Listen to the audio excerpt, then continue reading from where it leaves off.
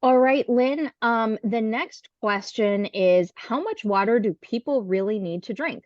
I've heard 64 ounces a day, and I've heard half your body weight. Which one is true? So there really is no scientific evidence behind either of those recommendations. I think that 64 ounces is just something easy for people to remember. What I would say is that you want to make sure you're drinking fluids, especially water, throughout the day. You can tell that you're drinking enough if you're urinating, if you're going to the bathroom, 4 or 5 times a day. If you have to go to the bathroom every hour, you're drinking too much. Okay.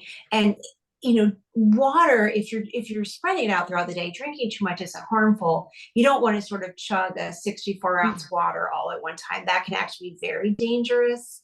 So just make sure you're spreading your intake out. Maybe always having a bottle of water with you, just Yes, that's sipping what on I it. do. Yeah, I have Yeah. an insulated bottle, a stainless steel bottle, and I just keep it with me all the time because I won't remember to go get a drink. But if it's sitting there, I'll drink all day long. I think it's also very circumstantial too, right? That's why the number can be really hard to pin down. The water requirements of a 5'4", 130 pound female who's maybe working at a desk for most of the day versus a 6'3", 210 pound male who's outside doing construction work all day long, right? Is Yep, the water requirements for those two people are very, very different, right? So, absolutely. 64 ounces is a general rule of thumb, but um, correct me if I'm wrong on this one, Lynn. But the one thing I always mentioned to my clients was like, too much or too little is always not good for you. But generally speaking, if you err on the side of a little bit more, I think people tend to walk around a little more dehydrated than they should be. And unless you have some type of medical condition, I generally would say like, sipping on water throughout the day and drinking a little bit more water is going to be better for your health in the other direction. If you have any thoughts on that.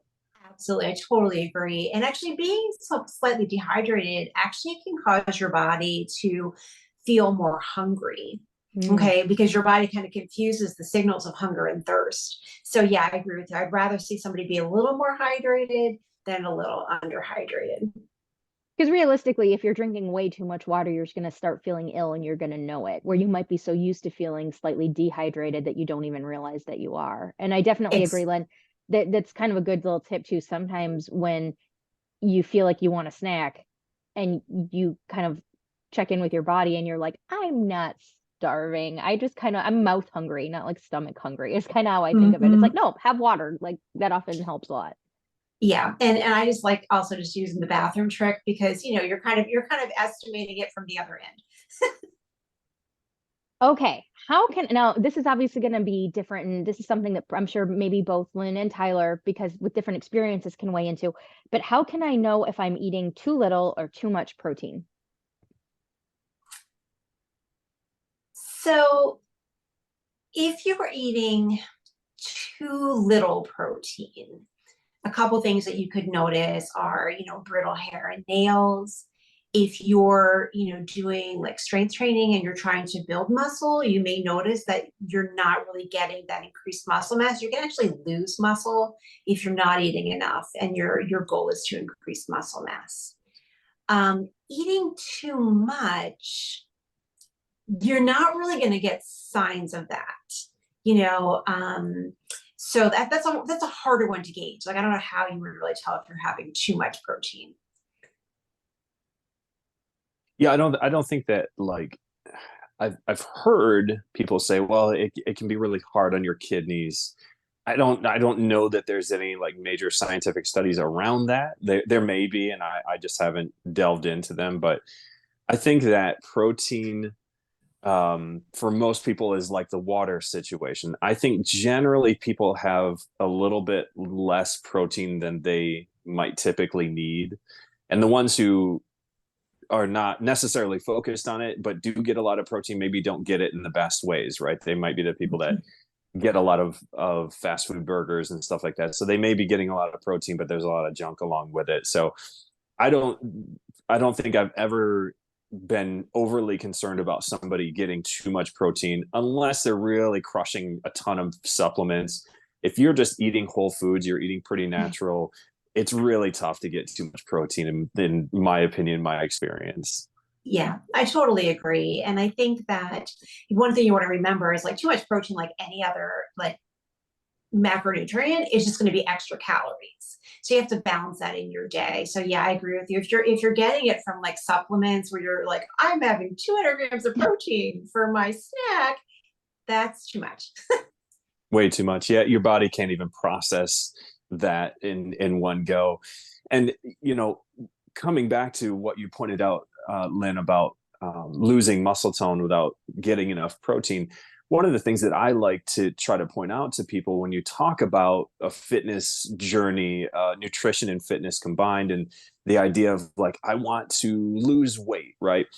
Now, a lot of times when I would work with my clients, especially my female clients, but anybody in general, just say, I want to lose 20 pounds, right? Or 10 pounds or whatever it might be. And I'd say, okay, if I was able to get you to not lose any weight, but just to change the weight that you have from the body fat that you carry into muscle, right? The scale wouldn't move, but you'd replace a lot of that body fat with muscle, which muscle, a lot of people are like, oh, well, muscle weighs more. Well, no, it doesn't. A pound is a pound, but muscle is more compact. That's the correct way to think of it.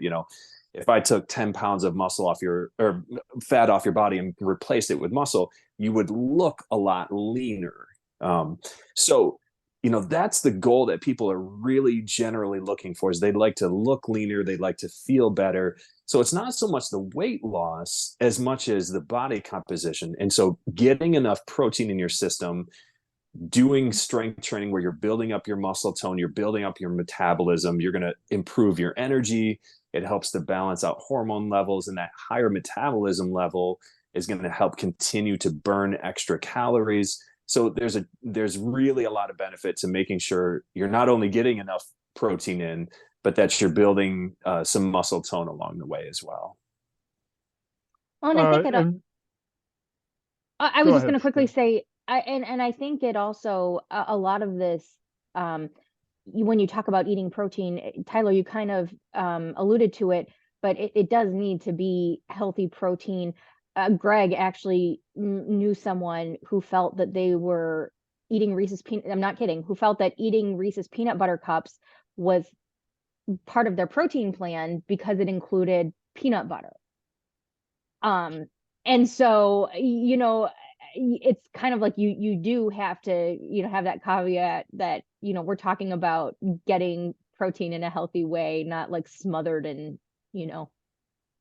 mayo in between like 3 buns. You know what I mean? Like, Sure. unfortunately, that is a part of it. And the only thing I was going to add as a comment to what Tyler and Lynn are saying is, in all my research and my years of working with nutritionists and dietitians, I agree. I've never heard that there's such a thing as too much protein.